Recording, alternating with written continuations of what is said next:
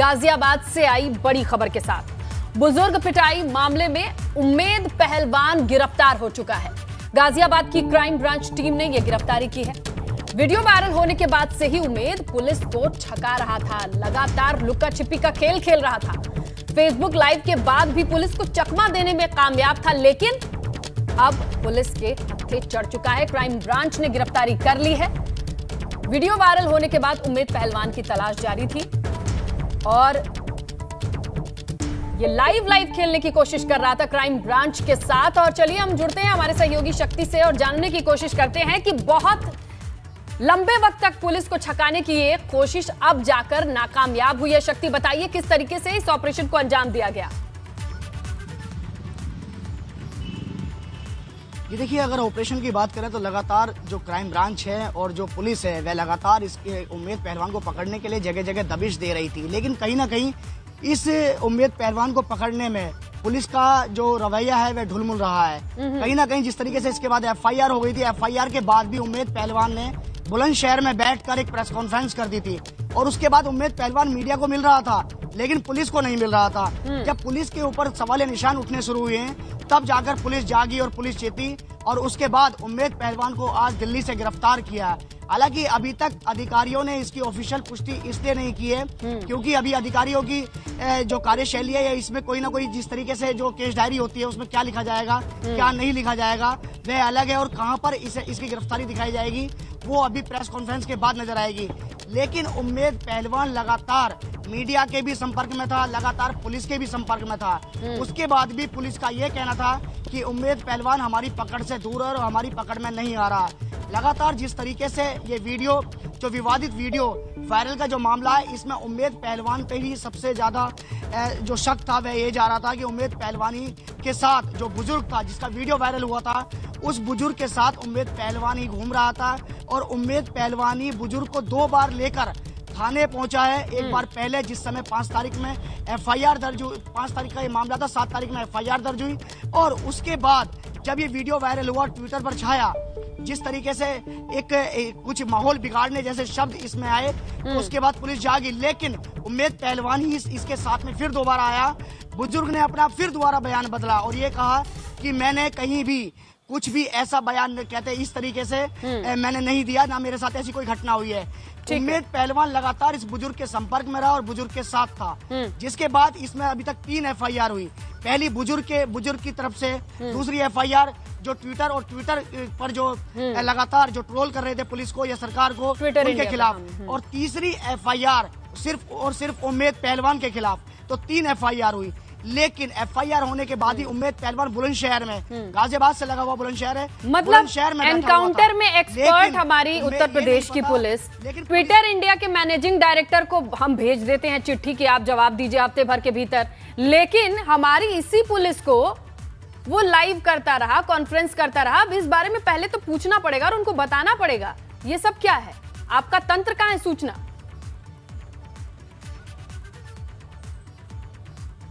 जी देखिए, बिल्कुल इनका सूचना तंत्र जो भी है वो सब फेल है। जो पुलिस की अगर इसमें कहीं ना कहीं, मैं आपसे पहले ही कह रहा था कि इसमें कहीं ना कहीं पुलिस का ढुलमुल रवैया रहा है। अगर उम्मेद पहलवान को पहले ही गिरफ्तार कर लेते तो शायद अभी तक इतना जो रायता फैलाया है उसे समेटने की जरूरत ना पड़ती, क्योंकि उम्मेद पहलवान ही वो शख्स था पुलिस के अनुसार भी और लगातार जिस तरीके से बुजुर्ग के साथ घूम रहा था, जो बातें निकल कर आई।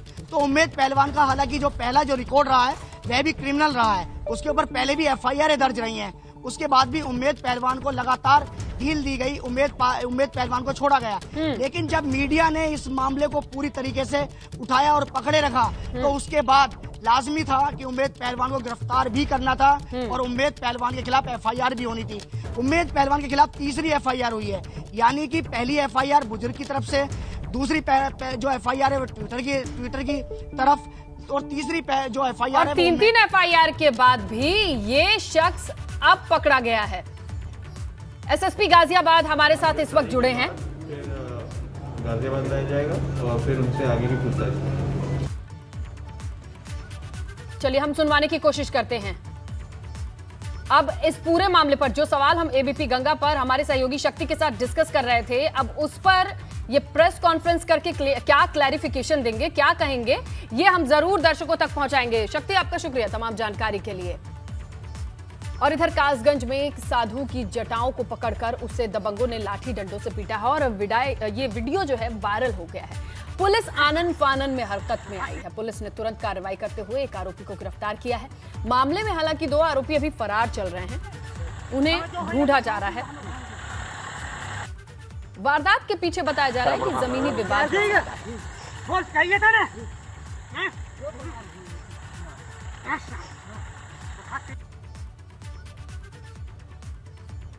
तो इस वीडियो की सत्यता की पुष्टि एबीपी गंगा नहीं करता है, क्योंकि इस तरीके के वायरल वीडियो हम आप तक पहुंचा रहे हैं। अब इसके बाद विभाग का काम शुरू होता है कि कहां का घटना, कहां का मामला और कौन है ये लोग।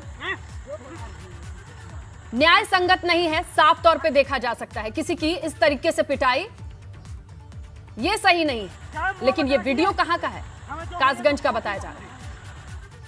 बूढ़ा के गांव पटियाली थाना क्षेत्र में बाबा रामदास को उसके भतीजे विकास द्वारा ग्राम पंचायत की जमीन के विवाद को लेकर के मारा पीटा गया था। भतीजे को पुलिस ने गिरफ्तार कर लिया है, समुचित कार्रवाई की जा रही है। और उधर मथुरा में रफ्तार का कहर देखने को मिला है। यहाँ एक ट्रैक्टर ने ई रिक्शा को जोरदार टक्कर मारी। गनीमत ये रही कि ई रिक्शा में जो सवारी थी वो उसमें कोई नहीं बैठा था, कोई हताहत नहीं हुआ।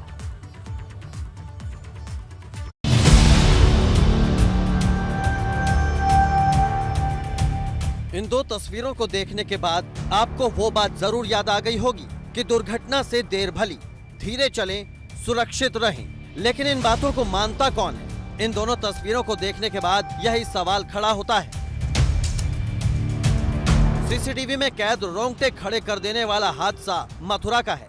यहाँ के वृंदावन के परिक्रमा मार्ग पर मौजूद संत कॉलोनी इलाके में अनियंत्रित ट्रैक्टर ने तांडव मचा दिया।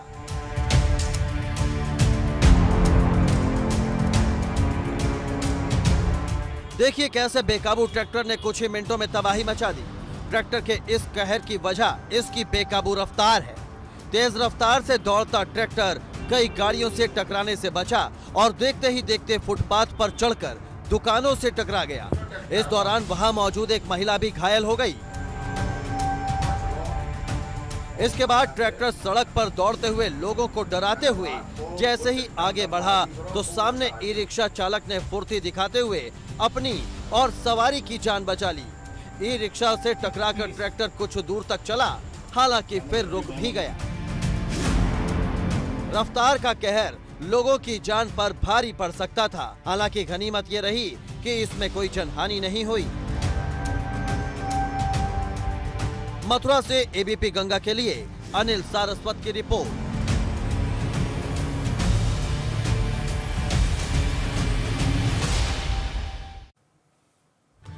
लखनऊ से इस वक्त की बड़ी खबर मिल रही है। संचारी रोग अभियान को लेकर सीएम योगी की बैठक है। अभियान से जुड़े अधिकारियों को सीएम ने आदेश दिया है कि तीसरी लहर को लेकर जिलों में तैयारियां हैं उसे पूरी कर लें।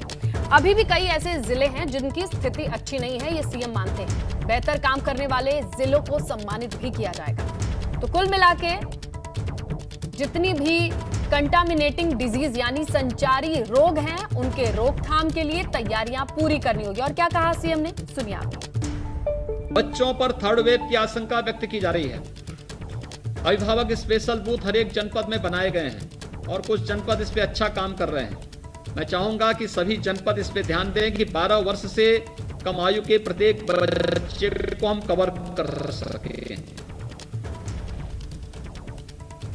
इस अभियान इस अभिभावक स्पेशल बूथ बनाना और 4.5 तो अभिभावक स्पेशल बूथ की बात कर रहे हैं सीएम, जहां पर अभिभावक जाके अपने बच्चों को कैसे सुरक्षित रखना है इस हर तरीके की जानकारी या किट हासिल कर सकते हैं।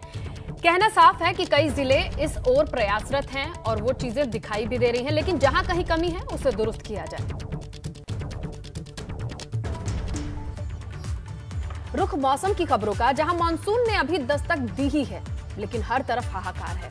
जो तस्वीरें सामने आ रही हैं उन्हें देखकर तो ऐसा ही लग रहा है कि मानो जुलाई अगस्त चल रहा हो। और जुलाई अगस्त में आखिर होगा क्या जब हाल अभी ये है। मॉनसून अपने पूरे जोर पे दिखाई दे रहा है। यूपी की बात करिए, उत्तराखंड की बात करिए, हर इलाके में जिस तरीके की बरसात हो रही है, घरों से निकलना मुश्किल है, सूर्य देवता के दर्शन मुश्किल है, घर से बाहर पैदल चलना मुश्किल है। नदियों की तस्वीरें देखिए, उफान पर हैं, पहाड़ दरक रहे हैं, टेंशन बढ़ रही है। मैदानी इलाकों की बात कीजिए तो नदियां बढ़ रही हैं, लगातार कटान बढ़ रहा है।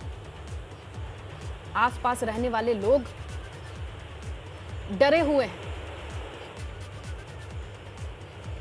देखिए ये स्वरूप और आप अंदाजा लगा ही सकते हैं कि अभी मॉनसून की बस शुरुआत है। माना जाता है कि 20 तारीख से मॉनसून आता है अमूमन, और इसके बाद जुलाई अगस्त तक हम इसको मानकर चलते हैं कि शबाब पर होगा, चरम पर होगा। लेकिन अगर शुरुआत ऐसी है तो आने वाले 2 महीनों में क्या ही होगा। तमाम लोग परेशान हैं। पहाड़ की बात कर लीजिए या मैदान की, पहाड़ों की स्थिति देखिए आप। जो बहाव है नदी का,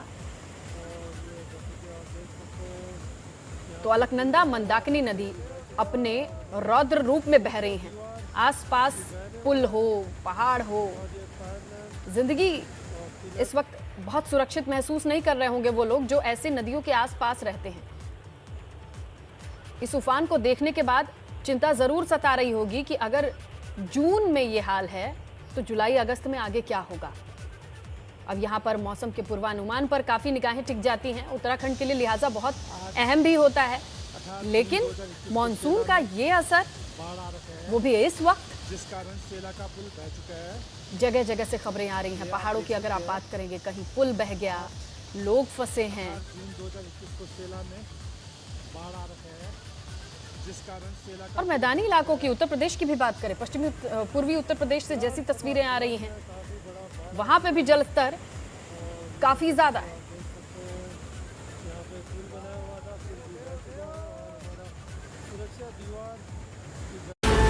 बारिश के साथ आफत की शुरुआत। पहाड़ पर आफत की पहली तस्वीर।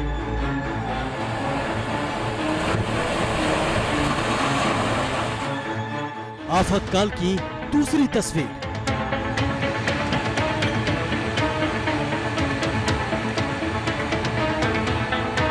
अलकनंदा और मंदाकिनी का रौद्र रूप। बारिश में ढह गए पुस्ते। पहाड़ पर पहाड़ से जिंदगी।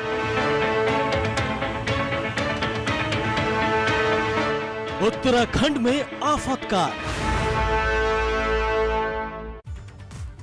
रुद्रप्रयाग से बड़ी खबर है, जहां पर पहाड़ों पर बारिश का कहर लगातार जारी है। खतरे के निशान से ऊपर अलकनंदा और मंदाकिनी दोनों नदी बह रही हैं। केदारनाथ की बात कर लें तो मंदाकिनी नदी के उफान आने से यहां पर इलाकों पर खतरे के बादल मंडरा रहे हैं। उफनाती नदी के बीच जान जोखिम में डालकर लोग पुल पार कर रहे हैं। पुल पार करते वक्त मानो खतरे को मोल ले रहे हों, क्योंकि इस पुल पर चलना खतरे से खाली है भी नहीं। एक ही दिन की बारिश में कई पुस्ते बह चुके हैं, जो तस्वीरें हम आपको लगातार दिखा रहे हैं। लेकिन अभी जो स्थिति है ताजा, वो कुछ इस तरीके की, जहां पुल को पार करने वाले लोगों के लिए ये जान का जोखिम बना है। अलकनंदा मंदाकिनी दोनों ही नदी रौद्र रूप में है। आसपास के लोगों के लिए ये खतरनाक स्थिति बनी हुई है।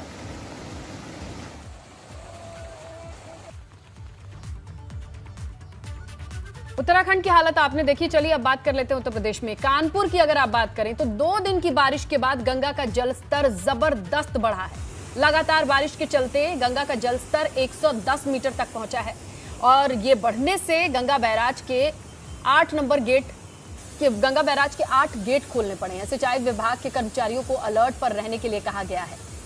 तो जिस तरीके से पहाड़ों पर बारिश हो रही है, उसका असर होता होता मैदानों पर भी आएगा। ये आप समझिए, कानपुर की तस्वीरें हैं। 2 दिन लगातार बारिश क्या हुई कि 8 गेट खोलने पड़े हैं। सिंचाई विभाग को यहाँ सतर्क रहना होगा, आसपास में रहने वाले क्षेत्रों को भी, क्योंकि अचानक गेट खोलने से जिस भारी मात्रा में और प्रवाह के साथ पानी आता है, यहाँ सतर्क रहना बेहद जरूरी हो जाता है।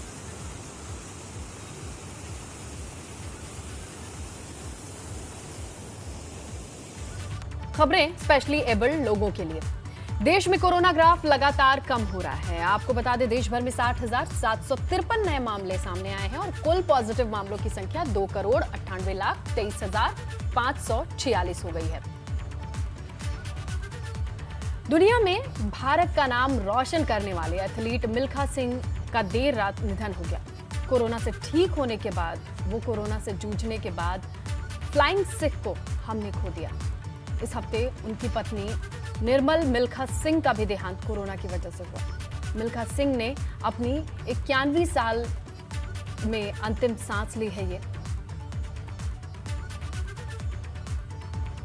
आगे बढ़ते बात करते हैं 69,000 शिक्षक भर्ती मामले में नया अपडेट आया है, जहां खाली पदों पर इसी महीने में भर्ती प्रक्रिया पूरी होगी। 27 जून को आवंटन सूची प्रकाशित की जाएगी। साथ ही 28 और 29 जून को अभ्यर्थियों को डॉक्यूमेंट वेरिफिकेशन के लिए बुलाया जाएगा। 30 जून को अभ्यर्थियों को नियुक्ति पत्र बांट दिए जाएंगे। खबर हरिद्वार से, जहां कुंभ में कोरोना की फर्जी नेगेटिव रिपोर्ट तैयार करने मामले में एसआईटी से जांच है। एसआईटी का नेतृत्व सीओ बुग्गावाल राकेश रावत करेंगे। नगर कोतवाली प्रभारी राजेश शाह आईओजी बनाए गए हैं। एसआईटी का सुपरविजन एमपीसीटी कर रहे हैं। आगे बढ़ते हैं और बात करते हैं जेपी नड्डा की मुलाकात की, जहां दिल्ली में यूपी बीजेपी संगठन को मजबूत करने पर चर्चा हुई। इसी के चलते अध्यक्ष स्वतंत्र देव सिंह, संगठन महामंत्री सुनील बंसल ने बीजेपी राष्ट्रीय अध्यक्ष से मुलाकात की।